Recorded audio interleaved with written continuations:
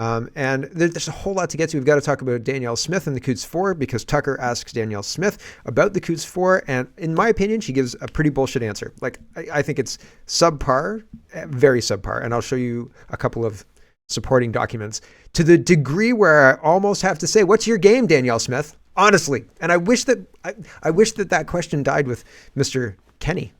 Jeepers creepers. Anyway, as I said, lots to get to. Let's get to it. First, we have to start with the terrorist attack that happened in Edmonton yesterday, if you can believe it. And I mean, I'm reporting on it, so here it is. Joe Roberts says, Benzai Savar has been charged in yesterday's terror attack at Edmonton City Hall. Among the reasons he gave in a video recorded just before he entered the building was to rise against leaders responsible for genocide in Gaza. The global intifada is here. And so this is a 20-second video. I've got a 5-minute video. Still, the whole video is not released. In this 4-minute video, it's a different message than the Israel message, but he's talking about Israel and Gaza and all the rest of it. So here's the first 20 seconds. Here we go. Leaders, officials, and anybody that has hands into this corruption, into this genocide that's going on in Gaza and throughout the world, anybody that is destabilizing other countries, hurting their community, should feel ashamed of themselves. And inshallah, we will rise against you guys and we'll put you on trial. Leaders. Okay, so that's one. Here's two. The video has 3 times he basically says the same thing. He goes through basically what he's saying here 3 times in this 4-minute video. I'm only going to show about a minute of it just to get an idea of what he's saying. Okay, here we go. Assalamu alaikum, brothers and sisters. Before I do my mission, I want you all to know that I'm not a psychopath. I do not believe in bloodshed. I am not one of these monsters that hurt children, that hurt innocents, and that promote wars or the civilization of our society. I'm just tired of seeing the tyranny and corruption taking over our society and our lives. Good, honest, and God-fearing men and women must be our doctors, law enforcement, diplomats, politicians, and teachers that rise up against this wokeism disease that's leading our generation into deception. We need good men and women in all workforces to promote a pro-human life. We need to rise up against this inflation, housing crisis, the unrest that's happening between us because of multiculturalism, due to religion, race, and all that stuff. This needs to come to an end with one another. Or anything or anyone that leads us into destruction, we must rise and put a stop into it. Our leaders. Okay, and then he says the same thing. It's basically the same speech again, over and over, 3 times, 4 times. And little variations and things like that. Details change, but fundamentally that's the same message over and over. Canadian Crime Watch. This is where I just stumbled on this. Like I didn't even think. I'm still not. I'm going to follow them now, I guess. But I just came across this. This wasn't like CBC, CTV, blah blah blah news. Take shelter. There's a shooter in Edmonton City Hall. Nothing. I didn't see anything like that. Right? I would have shown it to you. The only thing I saw was this kind of small Twitter account talking about this, right? 2,300 followers. So Benzai Savar, 28, faces firearms and arson charges. No terrorist charges? No terrorist charges. Arson charges and firearms charges after shots fired and Molotov cocktail brought inside Edmonton City Hall on Tuesday. Video appearing to be Savar ranting in his car about political corruption and the genocide in Gaza. Can you imagine if, and I just want to preface this with, I wouldn't do anything like this. I completely disagree with going into a city hall with a Molotov cocktail and a gun and indiscriminately firing, right? It says man with a gun and Molotov cocktail storms Edmonton City Hall firing randomly. I wouldn't do that. I would never, ever do that. The points that he's making, I may have agreed with, but could you imagine if I sat on a video, and again, I would never do this, and made the same points he was saying? If you're trying to weaken us, God-fearing men and women have to be our law enforcement, all of these things, like the things he was saying, if I did that and said that on a video, I have a feeling that I would have much more than arson and firearms charges. So this is shocking. Are you shocked? I'm not. I'm shocked, but I'm not that shocked because, well, some people deserve terrorist charges and other people don't. And it depends on maybe where you come from or your accent or maybe some other characteristics that I'm just not aware of right now. Weird. What an absolute crazy thing, right? Thomas Lazuk, and he's a NDP MP, MPP, what are they called? MLA, says, Danielle Smith, today was a tragic day in Edmonton. Thankfully, the incident at City Hall ended peacefully. Political tensions are high. Alberta is more divided than ever. I implore you to cancel your spectacle with Tucker Carlson and not inflame anger and division. I mean, really? Like, there was a terrorist attack in the City Hall that we're actually just calling arson and firearm charges now because reasons, and cancel your Tucker thing. I don't think they'd canceled anything when there were bombs going off in Edmonton. And there were more than one. Like, it wasn't just one. There were more than one. Wasn't it at the rec center or something like that? Just wild stuff. Kirk is the one who noticed this NDP thing. He says, NDP ass-kisser Thomas L. is in full derangement mode, begging for Danielle Smith to cancel her live event with Tucker Carlson because of some nutcase in Edmonton. Imagine being threatened this much by Tucker Carlson, Danielle Smith, and free speech, right? Yeah. Yep. Wild stuff. Absolutely crazy. So during the Tucker Carlson thing, Danielle Smith was asked, why don't you go visit them? Why don't you go visit those guys who are in jail? Like, you don't have to even politically intervene or anything like that. You can just go visit their jail. Like, why don't you do that? And she comes up with a song and a dance. And man, I swear I've seen liberals doing the same dance, right? I'll show you the dance. Here's her justifying it. And then I'll show you old articles talking about how much trouble she got in for talking about Artur Pawlowski. There are people now, like, CTV News is what I'm going to show you for historical context here on this. It is a biased piece of media. It is trying to take down Danielle Smith. So they're going to put her in the worst light. I'm not necessarily trying to cast her in the worst light, but I am very skeptical about this bullshit answer that she gives Tucker Carlson here. Like, super stinky bullshit, because it's intolerable that this is happening in Edmonton and nobody's saying anything about it. Nobody, even the premier can't say anything. The justice has got to be arm's length impartial. The justice isn't. The judge donated to the Liberals 26 times or something like that and is ignoring evidence. You could talk to your Minister of Justice in Alberta. You could say, find out what's going on here, lean on this to make it happen faster, because 2 years in remand. And the other part of this is, she says, once the wheels of justice get turning on certain cases, you can't weigh in politically. You're not supposed to do that. The wheels of justice have not turned at all. These men have maybe been charged, but I don't know that they've been fully charged. If they've been charged, the due process that is supposed to happen after that, speedy trial, access to discovery, all of that stuff has not happened. So if I was Danielle Smith, I'd have my justice minister in my office every effing morning to find out why this thing hasn't been assigned to a new judge overnight. I've seen night court, man. They do that. I don't know they do that in Alberta, but they could do that. There are things they could do and should do, and the fact that she's done nothing is not unforgivable, but absolutely begs me asking her, what's your game, Danielle Smith? What's your game, Danielle Smith? Here is Danielle Smith. After all that, make sure it's at one speed. Here we go.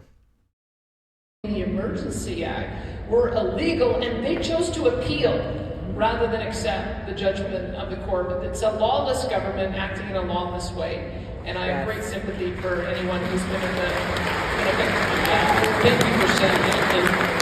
And given that the Trudeau government's actions as of yesterday have been ruled criminal, and you describe them as lawless, which I think demonstrably they are, and given that the media outlets, the big ones in Canada, are organs of the state, literally, we don't really know anything about what these four men, the accused four, have been accused of doing. Don't you think it would send a powerful message to go visit them in jail and find out what they've been accused of?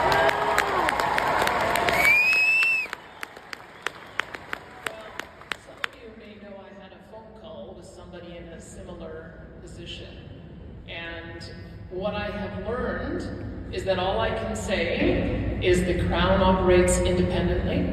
Prosecutors have to make sure that they have a reasonable likelihood of conviction, and I guess they will have to assess whether or not that is the case now with the court judgment that came down. I must tell you, it's part of the journey we've all gone on in the last year to realize just how much limitation there is. It's striking to me that a political action can be taken to launch a police charge and the criminal proceedings, but you can't take a political action to say, you know what, on sober second thought, we've reconsidered. We're wrong and we're going to vacate these charges. It's good work from people like the Canadian Constitution Foundation, Justice Centre for Constitutional Freedom, Civil Liberties Association. They are doing the work in the way that our system allows. I truly wish I could do more, but I've had my wings clipped in the last year. I do hope someone can stand up for the most powerless in your society. Who are those for? Okay, let me ask you this. This is up. So, man, hands tied. She just can't do anything about anything. Oh, gosh darn it, right? Shucks, that seems strange. And I'll show you legal opinions in just a second that show other people think that she probably could do something about it, but she's chosen not to. And why has she chosen not to? And even under mild pressure, Tucker Carlson asking, still maintains, no, I can't do anything. Nothing. Here is Danielle Smith, and this is from October 21st, 2023. And Danielle Smith says, what a stellar event.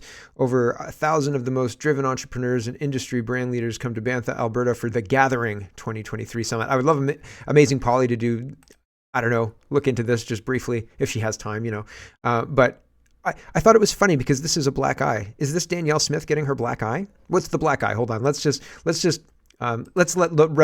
let Roseanne talk about the black eye. She's just getting through here, talking about how she accidentally got a black eye and then she put it on social media and the people thought that she's in the black eye club. And he asks her, what's the black eye club?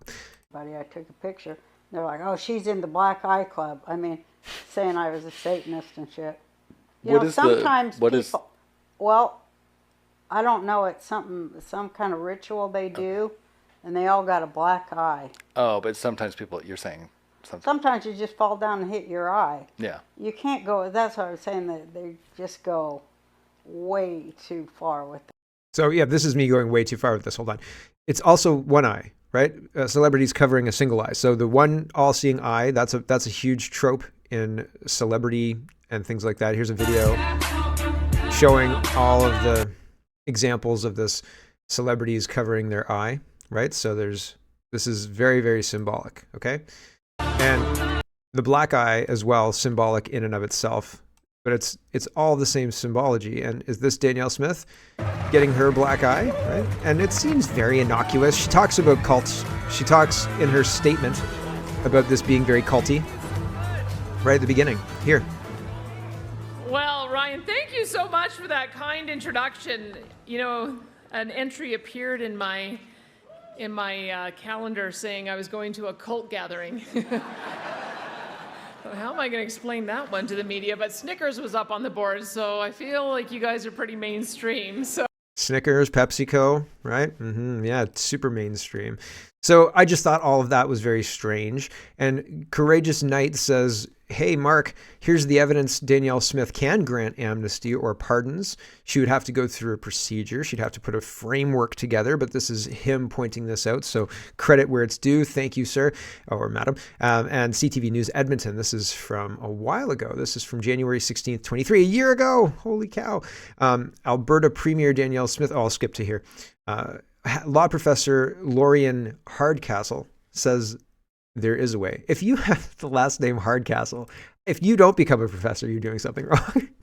It's like if your first name is Jeeves. You might be a butler. Okay. Hardcastle says pardoning provisions exist at the federal level, and Ottawa has used them to offer exemptions to those convicted of simple criminal possessions of cannabis. Hardcastle says a similar framework for COVID-19 public health violations would be unusual at the provincial level, but could be done if Smith's government passes a bill to set up the framework. She could pass a legislation to do this, said Hardcastle, an associate in the University of Calgary's Faculty of Law who specializes in health law and policy. I think, though, that given her other policy priorities, I'm not sure she would do that, particularly given the heat that she's taken in recent days for some of her comments around interfering in other ways with those cases. And it goes through the history of this. And again, it's not meant to cast Danielle Smith in a negative light. I think that if she campaigned on this, she was talking about giving amnesty, vacating charges to Art Pulowski and all of the rest of it. It was almost a crown jewel. If it wasn't the central crown jewel, it was one of the other ones, right? It was one of the secondary ones. You're like, ooh, that crown jewel's nice, but that other one's really nice too. So it's one of those things where she pushed hard and people expected something. And in her province, 4 guys are sitting in limbo in legal limbo without due process. And she says, I can't even visit them. I can't do anything. Because why? Because the NDP media are going to really dislike me. Like, they're going to really get mad at me about it. Like, okay, that doesn't make any sense. Like, that's a piss poor excuse, if you ask me. If that's one of the crown jewels of her promise, right, to get the job, then maybe she should make movements in that direction to regain control of the judiciary. The fact that they're not following the law in due process, or help me understand how Danielle Smith knows they're in remand pretrial and have been for 2 years and have been denied bail hearings for 600 plus days. And she's still saying, man, shucks, I wish I could do something. I mean, like, I really do wish I could do something. I've seen other people make entire podcasts off of just the Coots 4. And I think it's gauche. Like, I don't think that seems like it's more about them getting fame off the back of these other guys rather than just doing the duty that's necessary. But it seems like I'd like to help, but I don't know practically what I can do. But if I was in Danielle Smith's position of premier, practically there's a lot she could do, and she's not, and I don't get it. I don't understand it. I wish I could understand how if she could cogently explain to me where we were at with this, and then explain why she couldn't intervene rather than kind of the general platitudes of it all, I would maybe have more tolerance for it. But I don't have any tolerance for these bullshit answers. Here's the rest of the article that I highlighted here. Smith's office asked if the premier would consider such a bill, said in a one-line statement, the government of Alberta is not contemplating any such legislation. I would be calling the Minister of Justice into my office every single day. What's the update on those 4 men? Nothing? Have you made calls? Why not? If not, why not? Who's in charge of it? Who's in charge of it today? Why is it the same person? They seem biased. Smith has come under fire over COVID-19 prosecutions. Move them out of the province if you can't do anything. Move them to Ontario for a trial. Like, get them out of the way of these people. Get them out of the clutches of these people. I don't think Ontario is any better. Probably way worse for courts. But I'm just saying, get movement on the freaking thing. You know what I'm saying? Because if they got any kind of if they got any kind of time, likely time served would be enough. Like, it's ridiculous what's going on. And it frustrates me because we should be able to do something. We should be able to pressure the government to apply their own laws and their own standards of a speedy trial. And the fact that they've been rotting away there should be also grounds to say that this should be dismissed on its face because it's abusive to these people. Like, you have used the law to punish these people without trial. You have committed a crime by doing this. Frustrating. And Danielle Smith doesn't have, like, you haven't thought about this, or you have thought about this, and I'm way wrong, right? I'd love to hear the rationale, but she's not going to come on my podcast, probably. I don't know. She went on Sean Newman. Anyway, it's a bit frustrating. She says there's no question that once the wheels of justice roll on certain cases, there really isn't anything a politician can do other than watch it play out, Smith told Newman. That's the kind of decision-making we have to leave to the Crown prosecutors. Smith has delivered multiple and at times contradictory explanations for who she talked to and what was talked about regarding the prosecutions. Just before Christmas, she told Rebel News that she was meeting with prosecutors and urging them to consider that she believes the public is no longer on side with prosecuting such cases. She said that she also asked prosecutors to consider the cases were failing in court. Last week, in a scrum with reporters, Smith repeated that she was talking to prosecutors, but didn't mention that she had asked them to consider factors unique to the COVID-19 cases. Instead, she said she only reminded prosecutors of the overarching guidelines for pursuing any case. It has to be in the public interest, and it has to have a reasonable chance of conviction. So when she says this, could she not elaborate and say maybe the Coots 4 isn't prosecuting that is not in the public interest, and they don't have a reasonable chance of conviction, as the whole effing Emergencies Act was illegal? Like, right? Like, is there not a case to make here? And I can't believe that she's like, oh man, shucks, my hands are tied. And she made the same case on Tucker's stage as is made in this article, right? So it's just, to me, it's a very, very poor showing from somebody who people were really excited about. And I'm sorry that I have to ask her, what's your game, Danielle Smith? Liz Churchill says the audience in Canada gathering to see Tucker Carlson is 10 times larger than the audience our state TV has all year. Canadians want to hear the truth. I don't know. Is Tucker the truth? Amazing Polly is skeptical. Amazing Polly is skeptical about the Coots guys too. So she was wondering, she's wondering, are these guys really what we've been told? And I don't know. And I asked her tell me more about what you think. And I haven't heard back. So, I don't know. But here's Tucker Carlson. This is him talking about, go back to Cuba. So he's talking about how awful Justin Trudeau is here. Here we go. Oh, you know, go to Canadian Tire for an hour. Justin, can you watch my kids? I don't think you're going to do that. Once you hand him your country, it's totally cool. Don't worry. He's a good steward.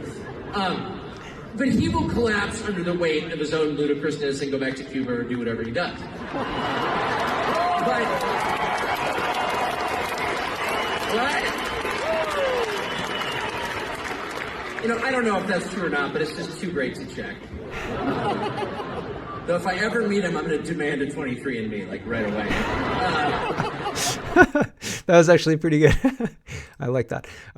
So it was funny. Here is Kian highlighting this part. This was humbling to watch Premier Smith mention CBC to Tucker and listen to the visceral reaction from the crowd. Surreal to hear how they reacted to the counter signal right after. It means we're doing something right. So here we go. I accept interviews and have conversations with everyone because I think it's important for me to make sure that the world knows how incredible Alberta is, and it's my job to make sure that I can tell your audience that too. So just, I know CBC is here, so you can quote me on that one if you want.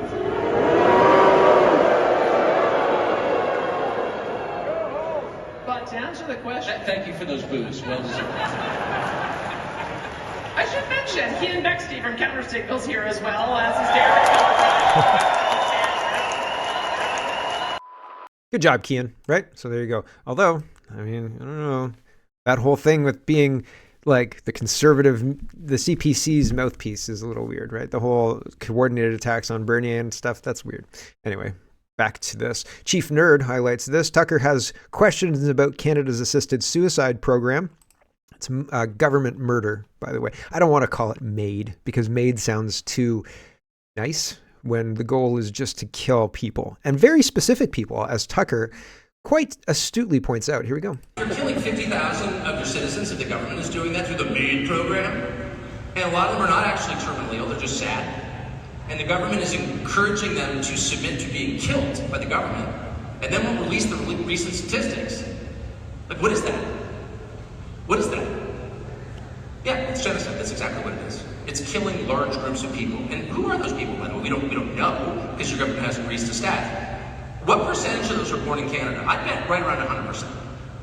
So if you're a government, you have the duty to your citizens, people who are from here, people whose ancestors built the place, not exclusively to them, but primarily to them, to your citizens. Like, why else do you exist except to serve your citizens? And if you're targeting your citizens, how many people who arrived in Canada in the last 10 years have opted into the MAID program? I don't know the answer. I bet around 0. It's all people who are from here. Another government brags, oh, we're saving money because they died. That's the darkest thing I can imagine. I bet there's zero conversation about that in this country because I know this country and I know what it's like. It's too horrible. No one wants to talk about it. You should talk about it. But more than anything, you should internalize the message of that, which is they hate me. They hate me to the point they're willing to kill me, which they are. And the third thing is, notice the erosion of your most basic civil liberties, not the ones granted to you by the crown, but the ones granted to you by God. And those would include the freedom of speech, which is inalienable. It cannot be taken from you no matter who is in Ottawa. Your rights remain the same because you were born with them, because you are not a slave, you're a human being. And you have inherent dignity because God made you. We'll leave it there. So, yeah, interesting stuff. This is talking about MAID in a different fashion. The idea that offering safe poisonous injections or safe whatever fentanyl is somehow not an attempt by the government to kill you, and trying to give it to your children behind your back is also your government trying to kill your children. So why do you tolerate that? And I think, again, good point by Tucker. Here we go. It's not an expression of compassion. Fentanyl is the #1 killer of people under 40 in the United States. #1. There's no safe dosage of fentanyl. It's a poison. Manufactured in Mexico with Chinese precursors designed to kill people, and it does. And so to hand that to children without their parents' knowledge is what? An attempt to kill your children. What else could it be? That's not compassion. There's no other way to read that. And I just fear if you're in the middle of a society that says that's okay, or it's on the spectrum of okay, it's something that we should consider, you may lose sight of the fact that that's not only completely unacceptable, it's a declaration of war against you and your children. It's not an expression of... Yep. So, what do we do about that? We should respond. We should respond as if they mean what they're doing, because they do. The government was told by the court, you acted illegally and violated charter rights of Canadians, and they said, we're going to appeal. Hussein says Tucker Carlson, while having a conversation with Alberta Premier Smith, challenges CBC to interview him and put it on TV. And they won't even ask him a question. Here we go. So I think that we can do a lot to make sure that the Americans know that we are here to provide energy security. We are a great friend, great ally, great neighbor, and we just need to get the political leadership to realize that we are a friend. Then my 3-word piece of advice would be stop being embarrassed about who you are. You have nothing to be embarrassed about. Woo! Thank you so much for doing this every day. Wait, can I say one last thing? You said CBC is in the room, the state media. I would love to do an interview. I would love to do an interview with CBC. Meet me backstage. I dare you to put it on TV. They got marching orders before this not to put it on TV. Are you kidding? They won't put it on TV. They can't do that. They're not allowed, right? Unless they're showing Tucker Carlson being arrested by, and like perp walked, right? Full blown, the whole deal. Unless they're doing that and they think the charges are going to stick, or, they're just going to keep him in remand for a couple of years, right? Andy Lee says Tucker boldly goes where no corporate media has gone before. He speaks about the assault on Christianity. I thought this was good. I thought this was interesting. And he says, I am a Christian, but that's not the reason that I'm telling you this. It's because of what they're doing to the Christians that should have you worried. You don't have to be a Christian to hear this message. I don't think. Here we go. Keep going. I'm out of control. Oh, hold on. Too fast. He's out of control in Canada, he says. Okay, one more time. Keep going. I'm out of control. Unleashed in Canada. The last thing I'll say, which also may be controversial because it sounds like a parochial concern or some sort of, weird religious thing or something, and it's not. But take a look at what they're doing to your Christians. And I say this for a couple of, I am a Christian, but that's not why I'm telling you this. I'm telling you this because there's kind of no more inoffensive and peaceful group in the world than the Christians. In fact, there isn't. Their religion tells them, commands them to turn the other cheek and to put the concerns of others above their own concerns. So if you have a problem with those precepts, explain it to me. Speak slowly so I can understand. I think every person in this room, regardless of your faith, can agree, yeah, I'm for that. I wish I was more like that. That's good. We need more of those people in society. Serve others for the sake of service. People who pray for their enemies. Who does that? Who would pray for an enemy? No one, except the Christians, and they do. They're commanded to. So if you're hassling that group, maybe you've got another agenda that we should be concerned about, even if we're not in that group. If we burn 90 of their churches to the ground, and the Prime Minister and his little weird buddies are endorsing that, burning churches, if you're on the side of burning churches, let me just say, I don't need any other facts of the case, you're on the wrong side. If you're throwing preachers in prison for preaching the Christian gospel, not for hurting anyone, not for making pipe bombs, not for trying to castrate other people's children, not for importing millions of people into your country who are not going to have work, just for the crime of preaching the Christian gospel, you go to jail. At the same time, when they're encouraging your kids to do drugs, and not just fentanyl, but weed, don't raise your hand if you have a 15-year-old son. Mm-hmm. He goes into weed and saying that this has been done. Well, I'll let him come up to me after and tell me what you think of legalized weed. For real. And if you have a 15-year-old son, you know exactly what I'm talking about. They did that to you and to your son on purpose. And so in a country like that, in a world like that, if you think that preaching the gospel is so dangerous that the people who do it need to be in prison in shackles, you're serving someone other than the people of Canada, if you know what I mean. Yeah. Yep, sure do. Son of a Bench says Tucker Carlson ends his speech in Calgary calling out Trudeau and his Liberal Party, those who ignore burning of churches, those who put pastors in prison, those who legalize weed for teenagers. They're not working for you. They're not working for the Canadian people. They're working for somebody else. Danielle Smith says a packed house in Edmonton, Alberta, to witness free debate, thought, and expression. We need more of this from all sides. Thank you to Conrad Black, Jordan Peterson, and Tucker Carlson for coming. So there you go. Maxim Bernier was there too. He says, I'm at the Tucker Carlson event in Calgary with like-minded people who want to liberate Canada from Trudeau. And here we go. Hello, everybody. I'm in Alberta, in Calgary, and with like-minded people here to see Tucker, as you can see. But I believe all of the people here must have took the right pill. There are people that know what is happening in our country is not right, and we need to fight for our rights, and you can always count on us, on me, on the People's Party of Canada to do that. Stay strong and free. So there you go. So lots of people are there, but Conservatives weren't there because they were at an emergency cabinet meeting or emergency whatever meeting. I think it was just cabinet, talking about what to do about the legal decision that came out yesterday, calling the emergency order against the law and violating the basic charter rights of Canadians and illegal, right? Ultra Vire. Pierre Poilievre is responding to that, and he says the truth comes out when Trudeau can't hide behind his ski buddy Rouleau or Johnston or bureaucratic cronies. Sign here, blah, blah, blah. Toronto Sun is reporting Historic Emergencies Act ruling vindicates Freedom Convoy. This is the kind of outcome we get when the person making decisions is not someone you share a ski chalet with. Yeah, right.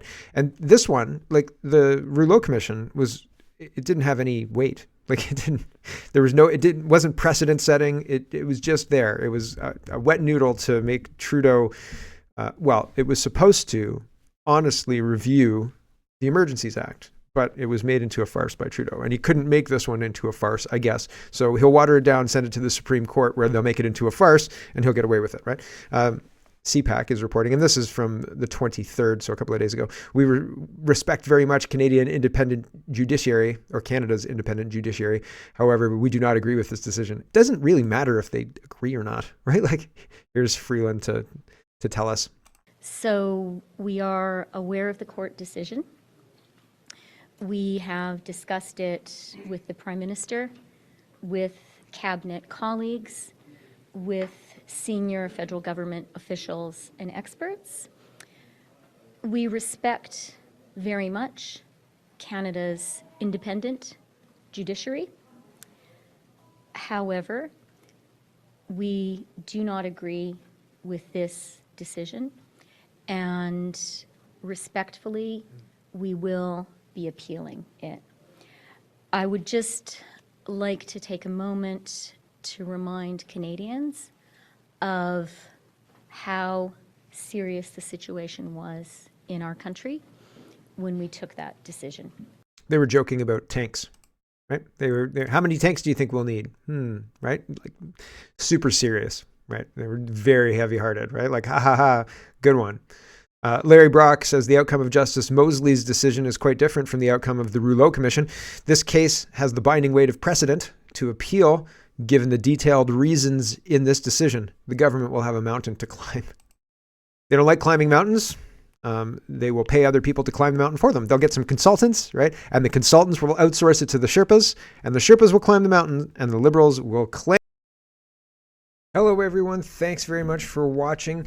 This is just a short version of a longer show. If you'd like to get the whole show, you can go over to CanadaPoly.com and sign up for a subscription. Just look in the drop-down tab for Shop and Donate and look for subscriptions, and you'll get immediate access to the full show. Love to see you. Thanks for watching, everybody. Have a wonderful, wonderful